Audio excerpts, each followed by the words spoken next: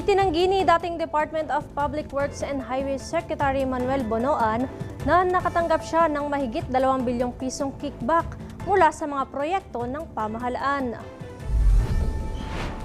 Sa pagdinig ng Senate Blue Ribbon Committee kahapon, binanggit ni Senator Win Gatchalian ang affidavit ni DPWH Undersecretary Roberto Bernardo na inutusan umano siya ni Bonoan na magsumite ng listahan ng mga proyekto na maaaring isama sa National Expenditure Program. Agad naman itong pinabulaanan ni Bonoan.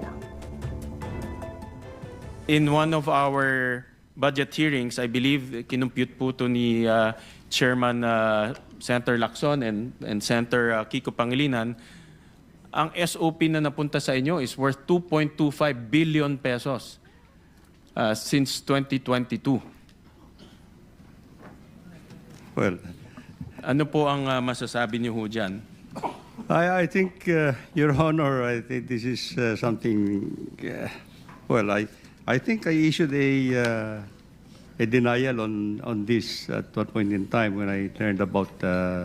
I have not read the entire affidavit, but I issued a denial to it. I don't even recall actually talking about any projects at all. If there will be proposals from them, I just. No, but this is very clear na meron kayong allocated amount at nagsasubmit sila ng project sa inyo at binibigyan kayo ng kickback.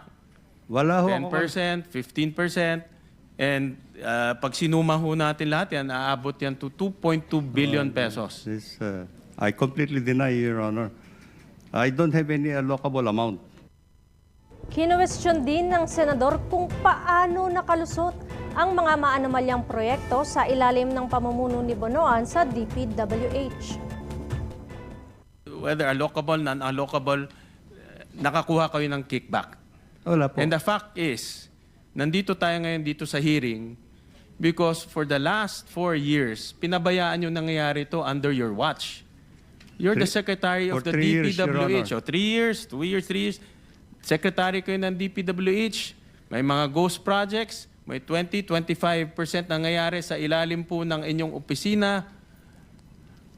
Kaya ako ho, personally, ako naniniwala po ako dito eh. Paano ho isang secretary palalampasin nyo itong nangyayari sa atin? Kaya ho tayo nandito sa ganitong sitwasyon ngayon eh.